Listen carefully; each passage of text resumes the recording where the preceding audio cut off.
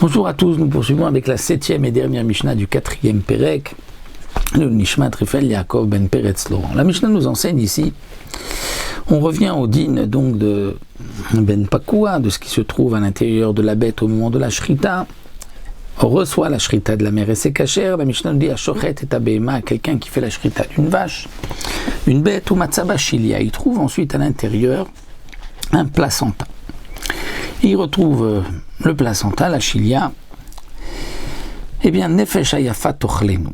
Généralement, c'est répugnant, on ne veut pas le consommer. Mais celui qui mange tout, si on peut dire, pourra le manger parce que il a été permis, le placenta est permis aussi, avec la shrita de la mère. Et le placenta n'est pas considéré comme un aliment. Donc il ne peut pas avoir une impureté comme un aliment. Si quelque chose d'impur le touche, il ne sera pas impur.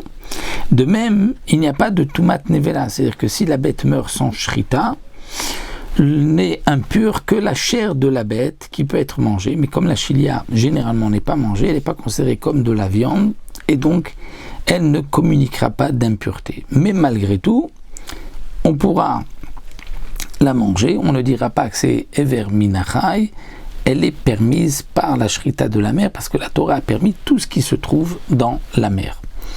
Bien que ça n'a pas statut de Ochel. Mais attention, Rishev Aléa, si il a pensé la manger, c'est-à-dire là il a eu une intention, généralement ça ne se mange pas, mais s'il a une intention, il veut la manger, alors il lui donne par cette marche, cette pensée, un statut de Ochel, et donc Metamet Tumat Ochel. Si ensuite une source d'impureté touche cette chilia, elle deviendra impure. Avalo Tumat Nevelot. Mais si la bête est morte, la chilia n'aura pas de Tumat Nevela, parce que ce n'est pas suffisant pour la rendre un morceau de viande. Ça rend un Ochel, et donc au contact d'une impureté, ça deviendra impur, mais ça ne devient pas la viande de la bête, que lorsque la bête est morte, elle pourrait communiquer une impureté. Alors bien sûr, on ne parle pas du même cas. On parle dans le cas où on a fait la shrita et qu'on veut la consommer, on a une intention, là il peut y avoir une tumat ochlim, mais si on n'a pas fait la shrita et qu'elle est nevela, alors elle n'a pas de tumat nevela. La Mishnah continue, chilia shiata miksata sura bachila, une chilia qui est sortie du vivant de la bête avant la shrita de la mère, on ne pourra pas la manger, même la partie qui est encore restée à l'intérieur de la bête. Pourquoi ? Parce qu'on craint qu'il y ait eu une naissance. Peut-être que la tête du petit est sortie, mais qu'il s'est ensuite décomposé. Mais donc le vlad, puisqu'il est né, donc il n'est pas permis par la shrita de la mère. Et donc c'est pour cela que la Mishnah va nous dire Shilia shiyatzta miktsata asura bachila, on ne pourra pas la consommer. Même si un petit peu est sorti, nous dit le Barthénon, on craint que peut-être il y avait la tête qui est sortie, et donc il y a eu une naissance, et ce n'est plus moutard par la shrita de la mère, et donc on ne pourra pas le consommer. Siman vlad baisha ve siman vlad babema. La Mishnah vient nous dire, sache que la chilia est la preuve qu'il y avait un vlad chez une femme.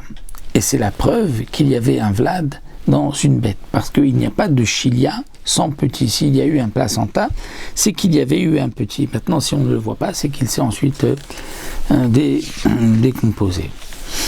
Amevakeret pila chilia, eshchena la klavim. Nous avons une bête qui n'avait jamais eu de petit auparavant. Et donc nous savons que le premier bébé est considéré comme un bechor, à une kedusha qu'on ne pourra pas donc manger, consommer. Si la mevakeret pila chilia, elle a fait sortir, elle a fait une fausse couche d'une chilia d'un placenta, yeshlichena la klavim, on pourra la jeter au chien. Pourquoi ? Parce qu'il n'y a pas encore de kedusha. Alors c'est vrai que en chilia belovlad, mais ici il y a, dit le Barthénora, une majorité. C'est-à-dire que peut-être que c'était une femelle, et la femelle n'a pas de doucha de bechor. Et peut-être même ce n'était pas une femelle ni un mâle, c'était quelque chose nidmé qui ressemble et qui n'est pas une vraie bête et qui n'a pas non plus de kedusha. Donc on va dire sur 3 cas, il y a 2 cas qui n'est pas de kedusha, donc on considère qu'il n'y avait pas de kedusha. Ce n'est pas une naissance, ce n'est pas un peter rechem, et donc on pourra le jeter, il n'y a pas de crainte que ce soit Bechor. Mais attention, Bemugdashim Tikaber. Si c'était un korban, où la bête a fait sortir un placenta, ce placenta doit être enterré. Pourquoi? Parce que chez les korbanot, il n'y a pas de différence si c'est mâle ou femelle. Tout ce qui sort est kadosh. Donc, il y a une gdusha, il faudra l'enterrer. Mais attention, pour terminer, la Mishnah dit En kovrim ota parashat drachim. Lorsqu'on veut enterrer un placenta, on ne va pas l'enterrer à une intersection des chemins, ni en tolim ota benla le suspendre à un arbre, mipne darkei mourir, parce que c'était l'habitude des idolâtres. C'était ainsi qu'ils faisaient.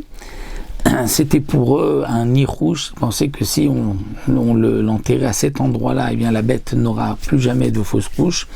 Et donc, c'est pour cela que c'est interdit, parce que c'était l'habitude des Ovdei Avodazara, c'est d'Arkei Aïmouri.